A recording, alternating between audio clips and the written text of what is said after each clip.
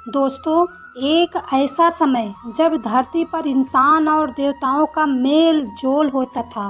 हमारी कहानी भी उस काल की है जब एक बहन की पुकार ने नागदेव को मानव रूप धारण करने पर मजबूर कर दिया, जिसने नागदेव और मानवों के रिश्ते को सदा के लिए बदल दिया।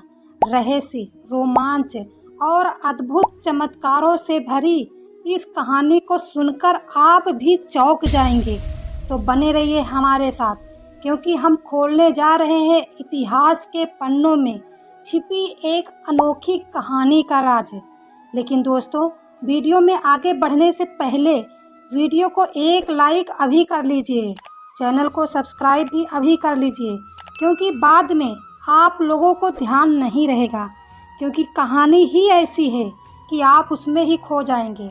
इसीलिए अभी लाइक सब्सक्राइब कर दीजिए। तो फिर चलिए आगे बढ़ते हैं।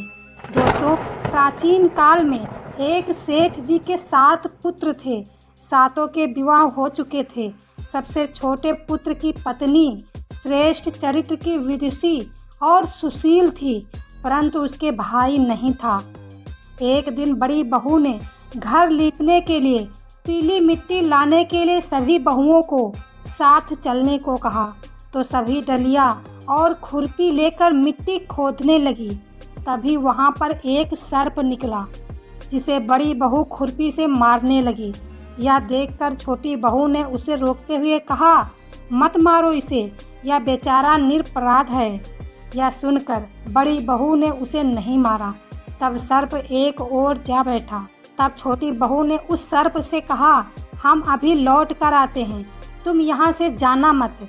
यह कहकर वह सबके साथ मिट्टी लेकर घर चली गई और वहाँ काम काज में फंसकर सर्प से जो वादा किया था उसे भूल गई। उसे दूसरे दिन वह बात याद आई, तो सबको साथ लेकर वहाँ पहुँची और सर्प को उस स्थान पर बैठा देखकर बोली, सर्प भैया नमस्कार। सर्प ने कहा, तू भैया कह चुकी है, इसीलिए तुझे छोड़ देता हूँ, नहीं तो झूठी बात कहने के कारण तुझे अभी डस लेता। वह बोली, भैया मुझसे भूल हो गई है, मैं क्षमा मांगती हूँ। सर्प बोला, अच्छा तो आज से मेरी बहन हुई और मैं तेरा भाई हुआ, तुझे जो मांगना है मांग ले। वह बोली, भैया मेरा कोई नहीं है, अच्छा हुआ जो तू मेरा भाई बन गया। कुछ दिन व्यतीत होने पर वह सर्प मनुष्य का रूप रखकर उसके घर आया और बोला कि मेरी बहन को भेज दो। सबने कहा कि इसके तो कोई भाई नहीं था, तो वह बोला, मैं दूर के रिश्ते में इसका भाई हूँ, बचपन में ही बाहर चला गया था। उसके विश्वास दिलाने पर घर के लोगों ने छोटी बहू को उसके साथ भेज दिया। उसने मार्ग में बताया कि मैं वही सर्प हूँ, इसीलिए तू डरना नहीं और जहाँ चलने में कठिनाई हो वहाँ मेरी पूँछ पकड़ लेना। उसने कहे अनुसार ही किया और इस प्रकार वह उसके घर पहुँच गई। वहाँ के धन ऐश्वर्य को देखकर वह चकित हो गई।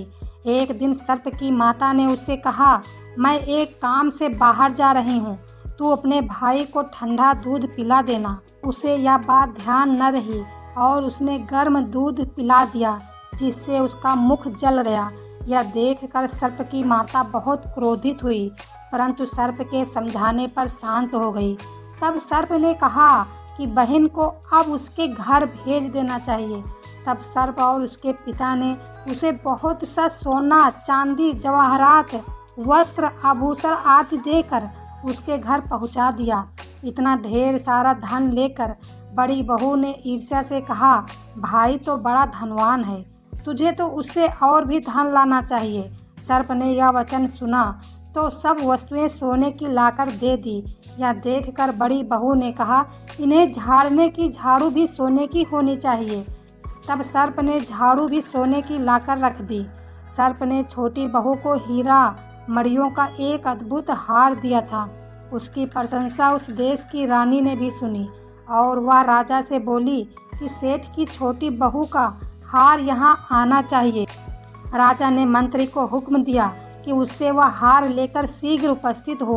मंत्री ने सेठ जी से आकर कहा कि महारानी जी छोटी बहू का हार पहनेंगी, वह उससे लेकर मुझे दे दो। सेठ जी ने डर के कारण छोटी बहू से हार मंगाकर दे दिया।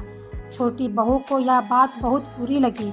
उसने अपने सर्प भाई को याद किया और आने पर प्रार्थना की, भैया, रानी ने हार छीन लिया। तुम कुछ ऐसा करो कि जब वह हार उसके गले में रहे तब तक के लिए सर्प बन जाए, और जब वह हार मुझे लौटा दे तब हीरो और मड़ियों का हो जाए। सर्प ने ठीक वैसा ही किया। जैसे ही रानी ने हार पहना वैसे ही वह सर्प का बन गया। यह देखकर रानी चीख पड़ी और रोने लगी। यह देखकर राजा ने सेठ के पास खबर भेजी कि छोटी बहू को तुरंत भेजो। सेठ जी डर गए कि राजा ना जाने क्या करेगा। वे स्वयं छोटी बहू को साथ लेकर उपस्थित हुए। राजा ने छोटी बहू से पूछा, तूने क्या जादू किया है? मैं तुझे दंड दूंगा। छोटी बहू बोली, राजन, धृष्टता क्षमा कीजिए। यह हार ही ऐसा है कि मेरे गले में हीरो और मड़ियों का रहता है और दूसरों के गले में सर्प बन जाता है। यह सुनकर राजा ने वह सर्प बना हार उसे देकर कहा, अभी पहन कर दिखाओ। छोटी बहू ने जैसे ही उसे पहना वैसे ही हीरो मड़ियों का हो गया। यह देखकर राजा को उसकी बात पर विश्वास हो गया और उसने प्रसन्न होकर उसे बहुत सी मुद्राएं भी पुरस्कार में दी। छोटी बहू वह हार और मुद्राएं सहित घर लौट आई। उसके धन को देखकर बड़ी बहू ने ईर्ष्या के कारण उसके पति को सिखाया कि छोटी बहू के पास कहीं से धन आया है। यह सुनकर उसके पति ने अपनी पत्नी को बुलाकर कहा, ठीक ठीक बता कि यह धन तुझे कौन देता है। तब वह सर्प को याद करने लगी। तब उसी समय सर्प ने प्रकट होकर कहा कि यदि मेरी धर्म बहन के आचरण पर संदेह प्रकट करेगा तो मैं उसे डस लूँगा। यह सुनकर छोटी बहू का पति बहुत प्रसन्न हुआ और उसने सर्प देवता का बड़ा सत्कार किया, बड़ा मान सम्मान किया। उसी दिन से नाग पंचमी का त्यौहार मनाया जाता है और स्त्रियां सर्प को भाई मानकर उसकी पूजा करती हैं। तो दोस्तों, यह थी नाग पंचमी की सबसे प्राचीन और रहस्यमयी कथा, जब नाग देव बने भाई। उम्मीद है कि इस कहानी ने आपको रोमांचित किया होगा और आपको हमारे भारतीय संस्कृति और पौराणिक कथाओं की गहराई में एक झलक मिली होगी। अगर आपको यह वीडियो पसंद आया हो तो कृपया इसे लाइक करें, अपने दोस्तों और परिवार के साथ शेयर करें और हमारे चैनल को सब्सक्राइब करना न भूलें। सब्सक्राइब बटन दबाएं और बेल आइकन को भी क्लिक करें ताकि हमारे आने वाली हर नई वीडियो को नोटिफिकेशन आपको सबसे पहले मिल सके।